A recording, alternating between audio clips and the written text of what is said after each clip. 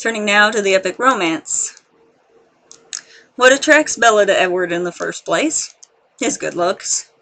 What keeps her whining about how she isn't good enough for him? His good looks. As I have covered in previous segments, he doesn't bother doing anything that would make him seem like a nice, caring, or generous individual.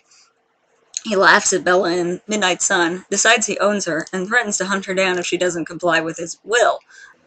Therefore, we can be safe to say it isn't his personality that keeps Bella around. It's a combination of fear and shallow physical attraction. Here are a few quotes to prove that she is only interested in his looks. I glanced sideways at the beautiful boy, Edward, who was looking at his tray now, picking a bagel to pieces with long, pale fingers.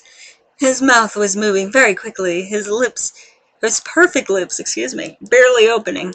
The other three still looked away, yet I felt he was speaking quietly to them. Twilight PDF, page 12. She just learned his name, and already we get the sense that Bella has her sights on him specifically. She calls him beautiful, describing his lips as perfect.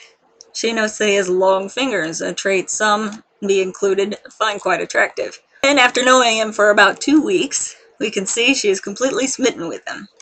Of course he wasn't interested in me, I thought angrily, my eyes stinging, as a late reaction to the onions. Sure, we'll go with that. I wasn't interesting, and he was interesting, and brilliant, and mysterious, and perfect, and beautiful, and possibly able to lift full-size vans with one hand.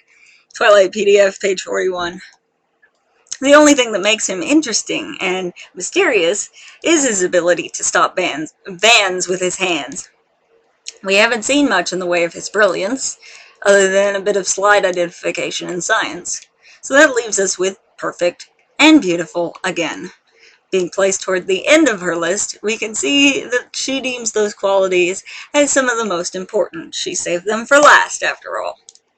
After he saves her from being gang raped, or from almost being gang raped, we get this lovely moment. Bella? I turned, and he was leaning towards me, his pale, glorious face just inches from mine.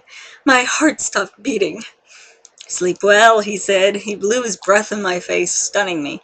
It was the same exquisite scent that clung to his jacket, but in a more concentrated form. I think it smells like death. I blinked, thoroughly dazed. He leaned away.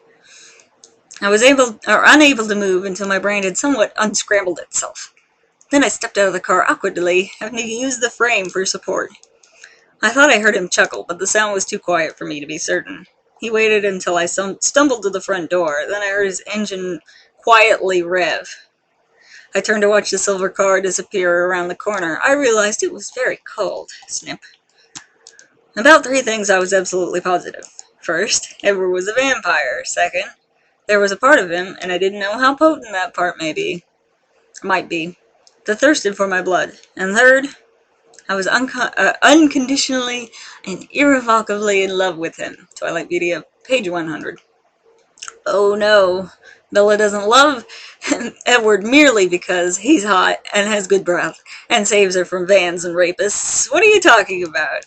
There are other things too. You just don't understand the depth of their epic love. You're just jealous.